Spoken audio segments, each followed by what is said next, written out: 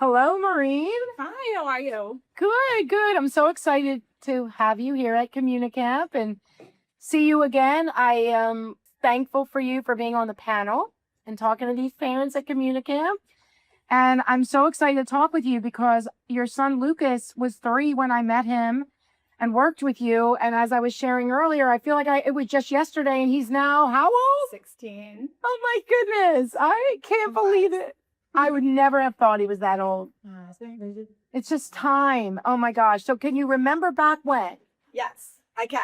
Okay, because I do. I remember seeing you at the Smart Center. I remember he loved Thomas the Train. Yep. So we used that as a way to connect. Yes. And that was where he progressed into speech because he loved his Thomas trains and show off the names of his trains. Yep. He felt comfortable like having Thomas talk to you if he wasn't yet. Yeah. You remember it? Yeah, I do remember that. Oh my gosh. So take us back in the beginning. When did you realize that his difficulty speaking was more than shyness?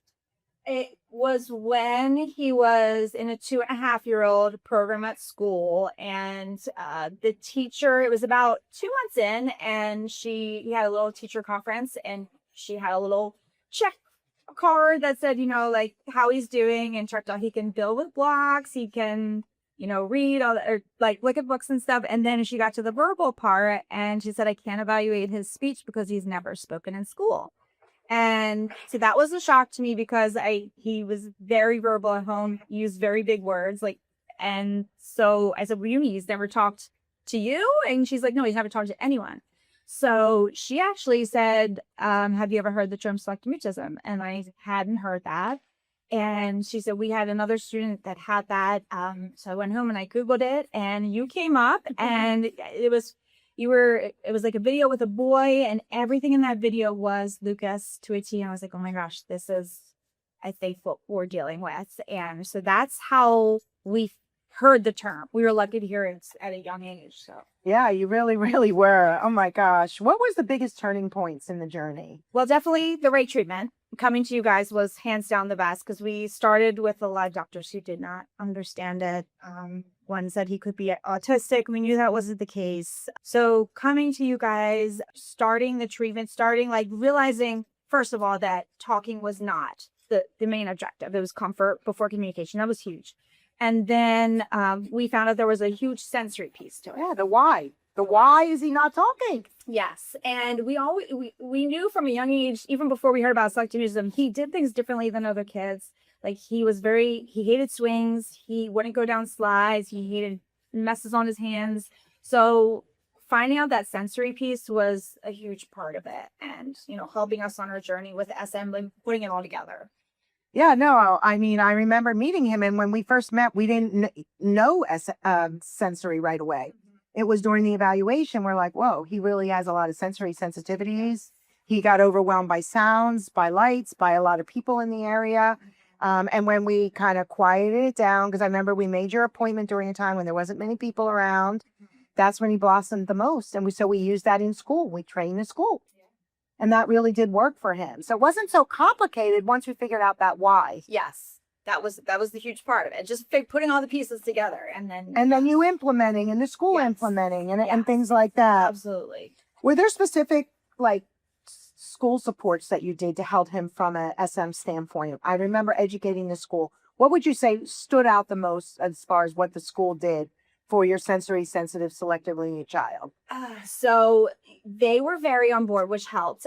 We did a play date with his teacher, kind of at home and in the school, to get him used to the environment before all the sensory came in with all the kids and the noise. That helped a lot. He had an IP, so making sure that was followed. We had a conference where Smart Center called in to the teachers to get everyone on board. Were we doing phone then? Because we didn't have video.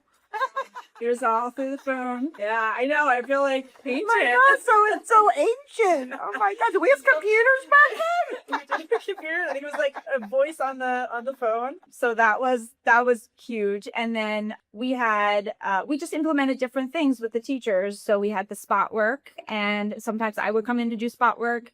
We also had a speech therapist who wasn't treating Lucas for speech. She was an extra person in the classroom. When she was done with the speech kids, she would come do some spot work. playdates, getting him comfortable with kids in the class that were a similar nature as him. And that really helped to get him comfortable, and then pairing him with that buddy for all things. It like he had that one buddy that he would be partners with at gym. I love this. You're bringing in all the key factors. So it's not just buddies, play dates with those buddies, but finding areas of interest, similar things to connect them, right? But then the implementation in school, you had the speech person come into the classroom in the spot, work with the buddy, like all of these pieces. Yes. And it was, school was the last place he was verbal, and that was the place we needed to work on the most. So we put a lot of effort into making sure that those things were being followed. I love hearing how it all just came together. We'll get back to the episode in a second. You're exhausted from advocating, explaining, and hoping someone finally understands. Well, we do. Consider Communicamp for you and your family. Communicamp is the Smart Centers intensive all-day treatment program designed to help children and teens ages 3 and up build social communication confidence. Over the course of one full weekend, your child or teen receives 15 plus hours of expert-led skill building, while parents receive 15 plus hours of training and support. Our clinicians use Dr. E's evidence-based treatment, SCAT, that's helped thousands of individuals find their voice. Here's what matters. Unlike other programs, your child or teen doesn't need to talk to come to camp. We meet them exactly where they are. Visit the link in this episode's show notes to learn more. Stop waiting for your child or teen to grow out of it. Make it happen this summer. All right, let's get back to this episode. As a parent, what did you learn to do differently in the beginning to support your child through this journey? Oh, so much. We're doing everything wrong. I know, it's only a few minutes we have, right? Right. We need 2 hours. So just taking a step back, because I'm anxious too, and I was like, why isn't he talking? Like, he should be talking. And I feel like my anxiety, I had to get that in check and really just start giving him more freedom. I don't know the words, but like putting him more on the front line so that he was doing these things and building up. I wasn't doing it for him because I was doing a lot for him. I would step in and like talk for him and answer the questions, and I had to step back and not do that, and just started doing the handover takeover and then playing the games. And it really, he was at an age where he was motivated because, the prizes he'd get would be Thomas prizes. So he was into it. And I think just, not forcing the talking, that's the huge, huge part of it. Yeah, no, that sounds amazing. I remember this. So what does life look like now for Lucas? Yeah, it's funny because I was talking to him about coming here, and it's not even, because it happens early for him, it's not even part of his personality, or like, he doesn't identify with it. He's like, oh yeah, I had SM, but it's not even something we talk about anymore or anything, because it's just not anything that comes up. He still has anxiety, still gets some sensory issues, but he's grown to a point where he can manage it.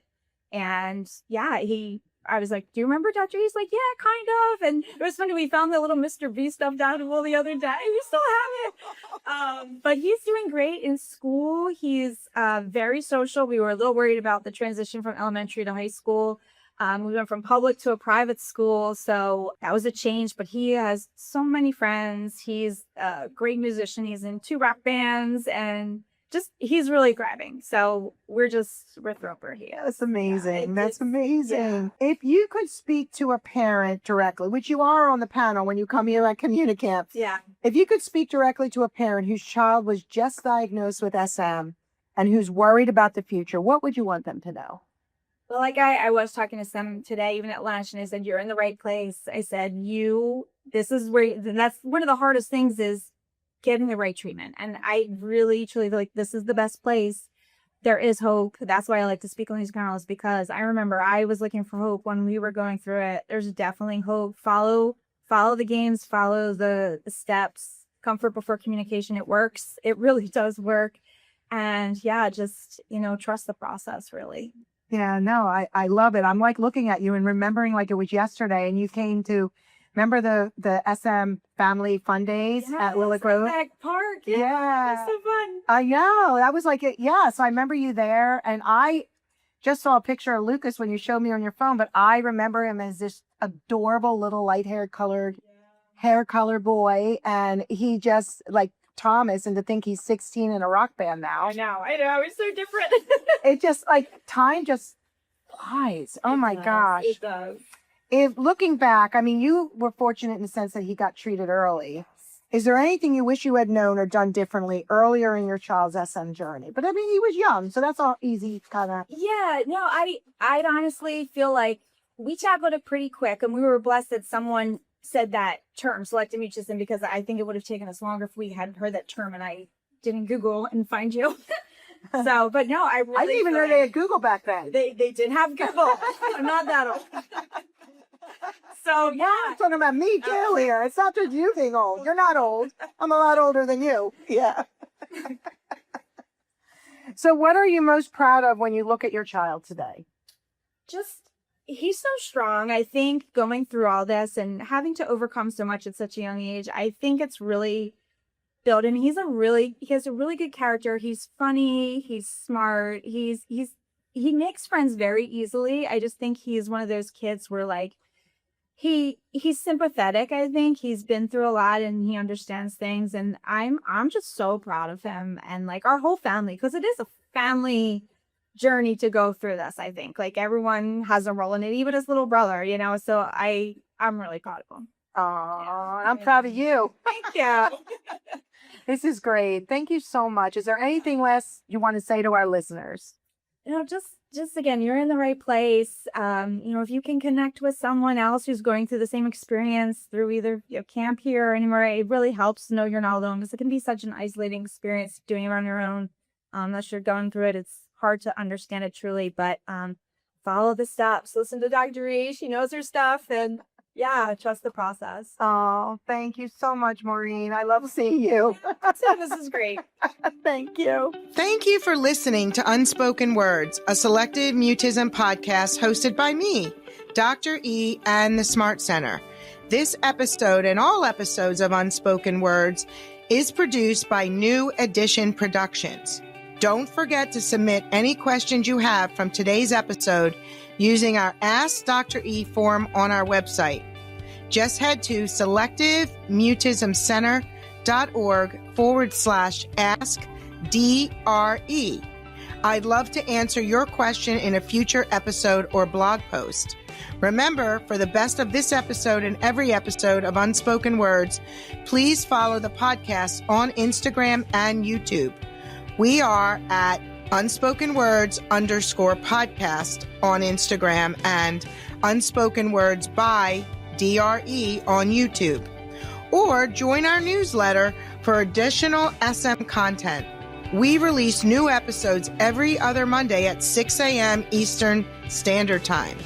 We'll see you next time.